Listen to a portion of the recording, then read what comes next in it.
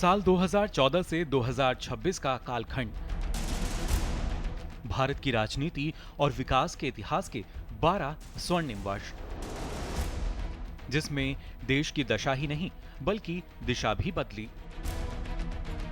प्रधानमंत्री नरेंद्र मोदी के नेतृत्व में सबका साथ सबका विकास के मंत्र के साथ सरकार ने नीतियों को कागजों से निकालकर करोड़ों नागरिकों के जीवन का हिस्सा बनाया।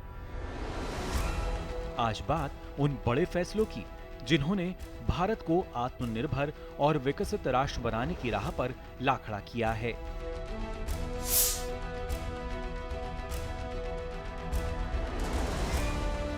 प्रधानमंत्री नरेंद्र मोदी के नेतृत्व में सरकार का पहला बड़ा फैसला देश के स्वास्थ्य और सम्मान से जुड़ा स्वच्छता है। जहां कभी खुले में शौच एक बड़ी समस्या थी, वहीं स्वच्छ भारत मिशन के तहत देश में 12 करोड़ से अधिक शौचालय बनाकर गांव को खुले में शौच मुक्त यानी ओडीएफ किया गया। आज यह सिर्फ एक सरकारी योजना नहीं बल्कि जन भागीदारी से जन आंदोलन बन चुका है। 2019 में ग्रामीण भारत को खुले में शौच मुक्त घोषित किया गया, जिससे महिलाओं की सुरक्षा और गरिमा में वृद्धि हुई। स्वच्छता को संस्थागत रूप देते हुए सरकार ने स्वच्छ सर्वेक्षण के तहत देश के शहरों की स्वच्छता रैंकिंग जारी की, जिसके बाद स्वच्छ वातावरण अपनाने की शुरू हुई होड़ के सुखद परिणाम हमारे बीच हैं।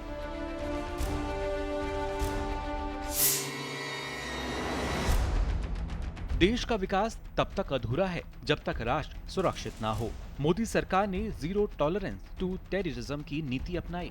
सर्जिकल स्ट्राइक से लेकर बालाकोट एयर स्ट्राइक तक भारत ने सीमाओं के पार जाकर दुश्मनों को मुंहतोड़ जवाब दिया। पिछले साल 22 अप्रैल को पहलगाम में हुए जघन्य आतंकी हमले के जवाब में ऑपरेशन सिंदूर लॉन्च किया गया। 7 मई को तड़के भारतीय सेना और वायुसेना ने पाकिस्तान के भीतर 100 किलोमीटर तक घुसकर बहावलपुर और मुरीद के जैसे 9 प्रमुख आतंकी ठिकानों को तहस नहस कर दिया। इस कार्रवाई में 125 से अधिक आतंकवादी मारे गए। इससे पहले उरी हमले के जवाब में 29 सितंबर 2016 को भारतीय सेना ने पीओके में घुसकर आतंकी लॉन्च पैड्स को तबाह किया। साल 2019 में पुलवामा हमले के बाद भारतीय वायुसेना ने पाकिस्तान के बालाकोट में आतंकी शिविरों पर बमबारी की।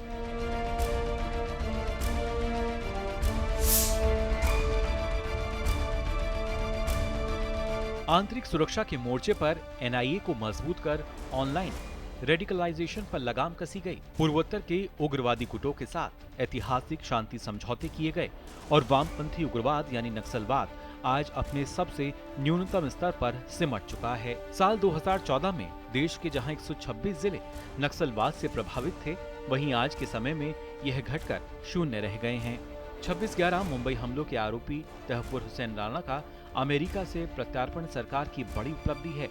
पूर्वोत्तर के राज्यों में 2014 के मुकाबले उग्रवाद के मामलों में 71% की कमी आई।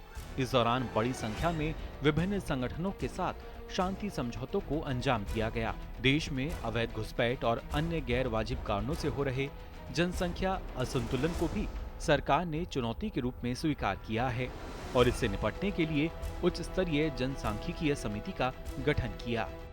देश की डेमोग्राफी को बदला जा रहा है, एक नए संकट के बीज बोए जा रहे हैं और ये घुसपैठिए मेरे देश के नौजवानों की रोजी रोटी छीन रहे हैं। एक घुसपैठिए मेरे देश की बहन बेटियों को निशाना बना रहे हैं। ये बर्दाश्त नहीं होगा। देश की एकता, अखंडता और प्रगति के लिए ये संकट पैदा सामाजिक तनाव के बीज बो देता है और कोई देश अपना देश घुसपैठियों के हवाले नहीं कर सकता है। दुनिया का कोई देश नहीं कर सकता है, तो हम भारत को कैसे कर सकते हैं? हमने एक हाई पावर्ड डेमोग्राफी मिशन शुरू करने का निर्णय किया है। इस मिशन के द्वारा ये जो भीषण संकट नजर आ रहा है, भारत पे मंडरा रहा है जो संकट है, उसको निपटाने के लिए तय समय में सुविचारित सुनिश्चित रूप से अपने कार्य को करेगा। उस दिशा में हम आगे बढ़ रहे हैं। प्रधानमंत्री मोदी ने देश की 4 सबसे बड़ी जातियां बताई हैं: गरीब, युवा, महिला और किसान। इन्हीं पर टिका है विकसित भारत का संकल्प। जब गरीब, किसान, महिला और युवा अगर ये सशक्त हो जाएंगे, ये मजबूत हो जाएंगे, तो हिंदुस्तान को सशक्त होना पक्का हो जाएगा।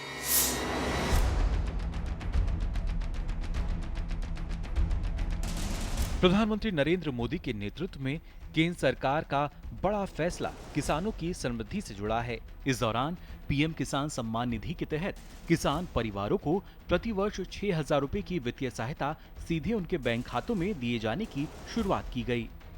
इस साल 13 मार्च को प्रधानमंत्री ने 22वीं किश्त जारी की, जिसके तहत 9.32 करोड़ से अधिक किसानों को 18,640 करोड़ से अधिक की राशि हस्तांतरित की गई।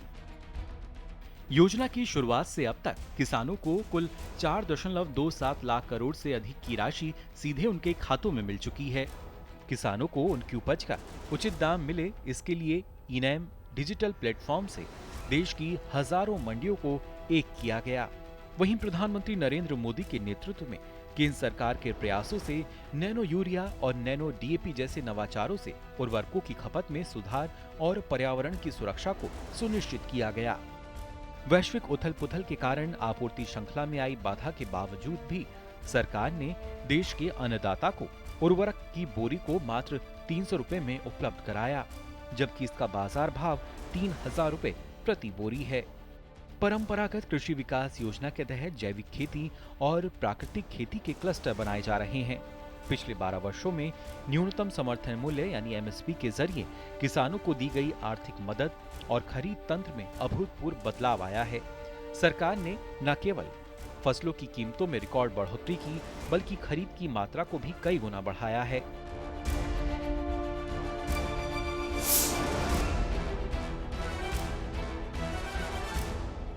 प्रधानमंत्री नरेंद्र मोदी के नेतृत्व में सबसे ऐतिहासिक कदम गरीब कल्याण और महिला सशक्तिकरण से जुड़ा है। 58.16 करोड़ से अधिक जनधन खातों ने भ्रष्टाचार पर ताला लगाया, तो उज्ज्वला योजना के तहत 10 करोड़ से अधिक गरीब माताओं बहनों को धुएं से मुक्ति मिली। देश के 81 करोड़ से अधिक गरीब परिवारों को प्रति माह मुफ्त में राशन मुहैया कराना सुनिश्चित किया गया, जो वैश्विक स्तर पर सबसे बड़ा खाद्य सुरक्षा कार्यक्रम है। झुग्गियों और कच्चे मकानों में रहने वाले गरीबों के लिए 4 करोड़ से अधिक पक्के घर स्वीकृत और निर्मित किए गए। इसमें से अधिकांश घरों का मालिकाना हक घर की महिलाओं के नाम पर दिया गया। हालिया नीतिगत प्रयासों और कल्याणकारी योजनाओं के चलते पिछले एक दशक में करीब 25 करोड़ लोग बहुआयामी गरीबी रेखा से बाहर निकले हैं, जिसमें पीएम मुद्रा लोन की भी अहम भूमिका है। इसके लाभार्थियों में लगभग 68% महिलाएं हैं।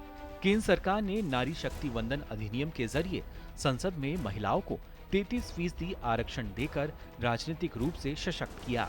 3 तलाक जैसी कुप्रथा का अंत किया। बेटियों के लिए सेना में स्थायी कमीशन देने के साथ ही सैनिक स्कूलों व राष्ट्रीय रक्षा अकादमी यानी एनडीए के दरवाजे भी खोले गए। आज के समय में ग्रामीण इलाकों में 2 करोड़ से अधिक लखपति दीदी देश की ग्रामीण अर्थव्यवस्था को गति दे रही हैं। मिशन मोड में शुरू किया गया मिशन शक्ति केंद्र सरकार की एक प्रमुख पहल है, जिसका उद्देश्य महिलाओं के जीवन के हर चरण में उनकी सुरक्षा, संरक्षा और सशक्तिकरण सुनिश्चित करना है।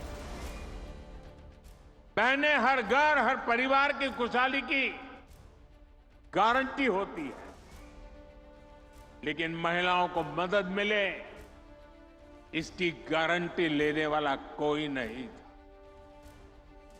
देश की करोड़ों बहनों के नाम पर कोई प्रॉपर्टी नहीं होती थी। अगर उन्हें बैंक से लोन लेना होता था तो उनको मिल ही नहीं सकता था।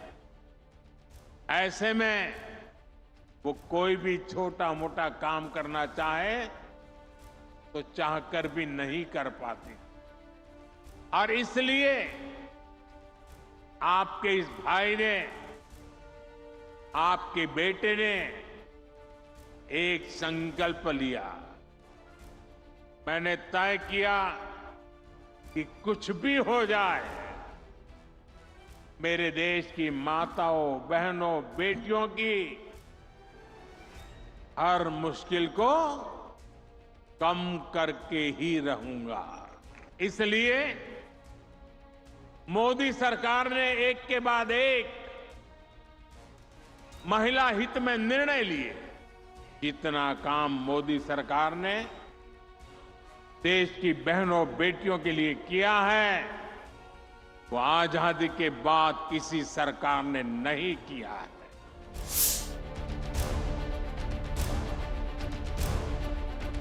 65% से अधिक जनसंख्या का 35 वर्ष से कम आयु का होना देश की एक बड़ी धाती है। इस शक्ति को पहचानकर प्रधानमंत्री नरेंद्र मोदी के नेतृत्व में केंद्र सरकार ने नागरिक भागीदारी, कौशल विकास, उद्यमिता, स्वास्थ्य, फिटनेस और राष्ट्रीय सेवा जैसे क्षेत्रों में एक व्यापक युवा सशक्तिकरण इकोसिस्टम विकसित किया। आज के समय में स्किल इंडिया अभियान के तहत करोड़ों युवाओं को नई तकनीकों जैसे कोडिंग, एआई का प्रशिक्षण दिया जा रहा है। आज भारत दुनिया का तीसरा सबसे बड़ा स्टार्टअप इकोसिस्टम है। टियर 2 और टियर 3 शहरों से आ रहे इनोवेशंस और कला, संस्कृति, क्रिएटिविटी से जुड़ी ऑरेंज इकोनॉमी युवाओं के लिए रोजगार का नया जरिया बन रही है। खेलों के मैदान में भी ओलंपिक से लेकर पैरालंपिक तक भारतीय युवाओं का दबदबा बढ़ा है। इसमें बड़ी भूमिका फिट इंडिया मूवमेंट और खेलो इंडिया अभियान ने निभाई है।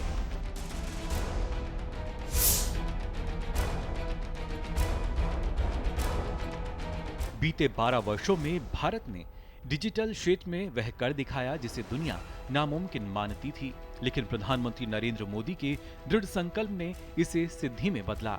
आज भारत दुनिया के सबसे बड़े डिजिटल लीडर में से एक है। डिजिटल इंडिया का उद्देश्य बेहतर ऑनलाइन बुनियादी ढांचे और इंटरनेट कनेक्टिविटी के माध्यम से नागरिकों को इलेक्ट्रॉनिक रूप से सेवाएं प्रदान करना है, जिसमें ग्रामीण क्षेत्रों को हाई स्पीड नेटवर्क से जोड़ने पर विशेष ध्यान दिया गया है।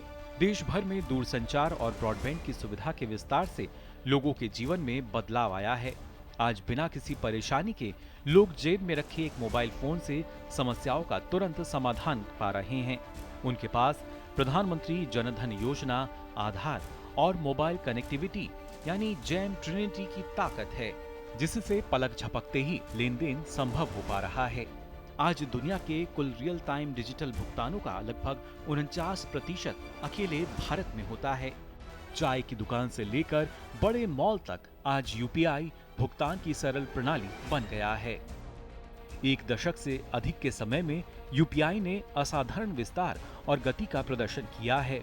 वित्त वर्ष 2016-17 में मात्र 2 करोड़ रुपए की लेन देन से बढ़कर यह पिछले वित्त वर्ष के दौरान 24,162 करोड़ रुपए से अधिक हो गया है। दूर दराज के गाँव में कॉमन सर्विस सेंटर के जरिए सरकारी सुविधाएं सीधे लोगों के मोबाइल तक पहुंच रही हैं। इससे लोग आधार, पैन, बैंकिंग, बिल पेमेंट, सरकारी योजनाओं का आवेदन, ऑनलाइन शिक्षा, स्वास्थ्य सेवाएं जैसी सुविधाओं का लाभ ले रहे हैं।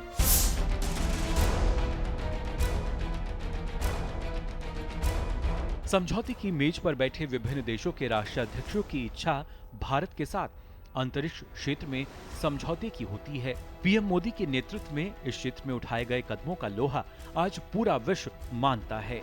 सरकार के अंतरिक्ष क्षेत्र को निजी कंपनियों और स्टार्टअप्स के लिए खोलने से दर्जनों भारतीय एरोस्पेस स्टार्टअप्स दुनिया के सैटेलाइट्स लॉन्च कर रहे हैं। पहले ही प्रयास में मंगल की कक्षा में सफलतापूर्वक पहुंचना हो या पहला सौर मिशन आदित्य L1 की उपलब्धि, इस क्षेत्र में भारत का डंका हर जगह सुनाई दिया। चंद्रयान 3 की चांद के दक्षिण ध्रुव पर ऐतिहासिक लैंडिंग ने दुनिया को भारत की अंतरिक्ष क्षमता का लोहा मनवाया। भारत के चंद्रयान का कमाल भी आप सभी ने देखा है। भारत दुनिया का पहला ऐसा देश है जो मून के साउथ पोल तक पहुंचा है। सिर्फ इतना ही नहीं, हमने एक बार में 104 सैटेलाइट्स को एक साथ लॉन्च करने का कीर्तिमान बनाया है। अब भारत अपने गगनयान से पहला ह्यूमन स्पेस मिशन भी भेजने जा रहा है और वो समय भी दूर नहीं जब अंतरिक्ष में भारत का अपना खुद का स्पेस स्टेशन भी होगा। प्रधानमंत्री नरेंद्र मोदी के नेतृत्व में पिछले 12 वर्षों में बुनियादी ढांचे का अभूतपूर्व विकास हुआ है। आज देश के हर कोने में सड़कों और राजमार्गों का जाल दिखाई देता है। पुल, सुरंगें, रेलवे, मेट्रो के साथ ही बंदरगाहों का विकास तेज गति से हुआ है, जिससे लोगों के जीवन में सुगमता आई है और आवागमन आसान हुआ है। Chenab bridge, Anji bridge, Atal tunnel, Sonamarg tunnel, Bogibeel bridge और नया पंबन ब्रिज प्रधानमंत्री नरेंद्र मोदी द्वारा देश को समर्पित बुनियादी ढांचे के ऐसे उदाहरण हैं जो राष्ट्र निर्माण में अपना योगदान दे रहे हैं। भारत की अपनी semi high speed train Vande Bharat देश के कोने कोने को जोड़ रही है। हर साल नए हवाई अड्डे बनाए जा रहे हैं ताकि हवाई चप्पल पहनने वाला नागरिक भी हवाई जहाज की यात्रा कर सके। भारत की जो ये स्केल है, ये हम इंफ्रास्ट्रक्चर निर्माण में भी देख रहे हैं। आज भारत में जो सोलर पार्क बन रहे हैं, वो विश्व के सबसे बड़े पार्क में से एक है। सबसे ऊंची और सबसे लंबी टनल्स हो, सबसे ऊंचे और लंबे ब्रिजेज हो, सबसे लंबे एक्सप्रेसवे हो, सबसे बड़े मेट्रो नेटवर्क हो, सबसे बड़े सिविल एविएशन नेटवर्क हो, सबसे बड़े इलेक्ट्रिफाइड रेल नेटवर्क हो, इनमें से अनेक आज भारत में बन रहे हैं।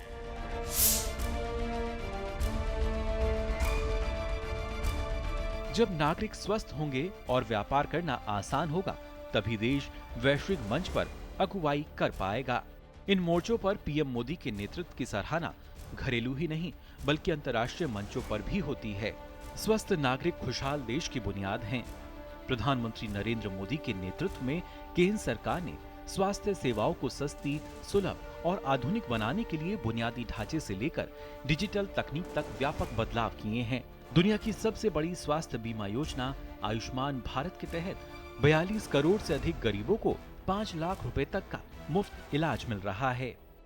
कोविड-19 जैसी सदी की सबसे बड़ी महामारी के दौरान 220 करोड़ से अधिक मुफ्त टीकाकरण का रिकॉर्ड भारत ने बनाया।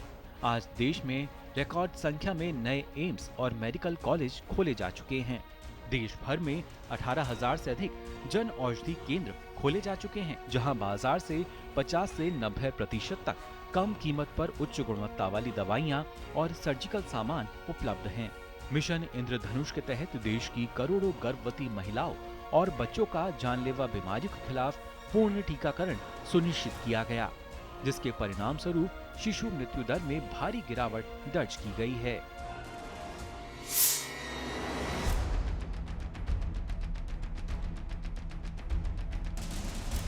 प्रधानमंत्री नरेंद्र मोदी के नेतृत्व में बीते 12 वर्षों में भारत ने ईज ऑफ डूइंग बिजनेस के क्षेत्र में एक बड़ा नीतिगत और ढांचागत बदलाव देखा है।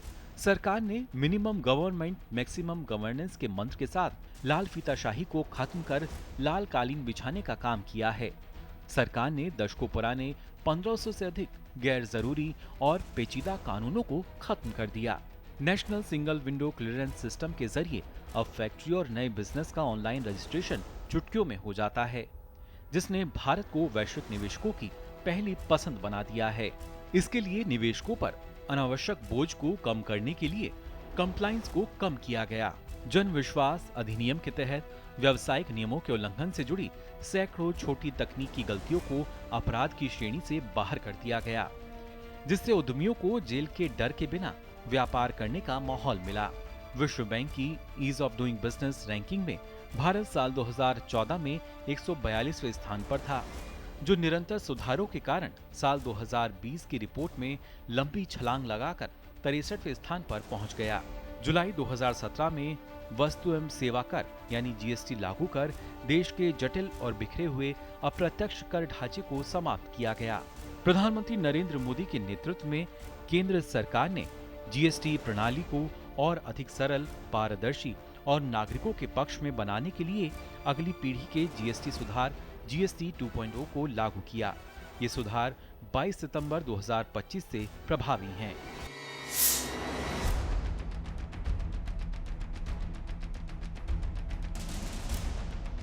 प्रधानमंत्री नरेंद्र मोदी के नेतृत्व में बीते 12 वर्षों में भारत की विदेश नीति और कूटनीति में एक बड़ा युगांतकारी परिवर्तन आया है। भारत ने अपनी पुरानी नॉन अलाइनमेंट की नीति को छोड़कर मल्टी अलाइनमेंट और रणनीतिक स्वायत्तता की राह को चुना है, जिससे आज भारत वैश्विक मंचों पर एक मूक दर्शक नहीं बल्कि विश्व मित्र के रूप में उभरा है। अब तक दुनिया के 30 से अधिक देशों और संस्थाओं ने पीएम मोदी को अपने सर्वोच्च सम्मान से सम्मानित किया। भारत ने क्वाड और ब्रिक्स जैसे मंचों पर अपनी मजबूत स्थिति दर्ज की। महामारी के समय 100 से अधिक देशों को वैक्सीन मैत्री के तहत मदद भेजकर भारत दुनिया का विश्व बंधु बना। वसुधैव कुटुंबकम की भावना के तहत भारत की अध्यक्षता में हुआ G20 शिखर सम्मेलन का ग्लोबल साउथ की आवाज बनकर उभरना इस बात का प्रमाण है कि आज भारत के बिना दुनिया की नीतियां तय नहीं हो सकती। प्रधानमंत्री नरेंद्र मोदी के नेतृत्व में कई महत्वपूर्ण ग्लोबल अलायंस की शुरुआत हुई। भारत ने पर्यावरण और सतत विकास के लिए इंटरनेशनल सोलर अलायंस, आपदा प्रतिरोधी बुनियादी ढांचे के लिए गठबंधन और ग्लोबल बायोफ्यूल अलायंस जैसे वैश्विक पहलों का नेतृत्व किया। प्रधानमंत्री नरेंद्र मोदी के नेतृत्व में भारत ने आर्टिफिशियल इंटेलिजेंस के वैश्विक परिदृश्य में अपनी एक मजबूत पहचान बनाई है। सरकार ने एआई तकनीक को केवल आर्थिक प्रगति ही नहीं बल्कि सामाजिक सशक्तिकरण और समावेशी विकास का माध्यम माना है। ये नया भारत है, ये आत्मविश्वास से भरा हुआ भारत है, ये संकल्पों को चरितार्थ करने के लिए जी जान से जुटा हुआ भारत है। और इसलिए ये भारत न रुकता है, ये भारत न थकता है, ये भारत न हाँफता है और न ही ये भारत हारता है।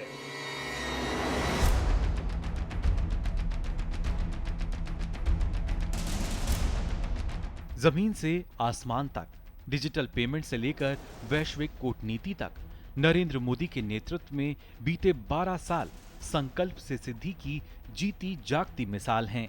सरकार के ये बड़े फैसले सिर्फ नीतियां नहीं बल्कि 140 करोड़ भारतीयों के उस आत्मविश्वास की कहानी है जो भारत को 2047 तक पूर्ण विकसित राष्ट्र बनाने के लिए पूरी तरह तैयार है।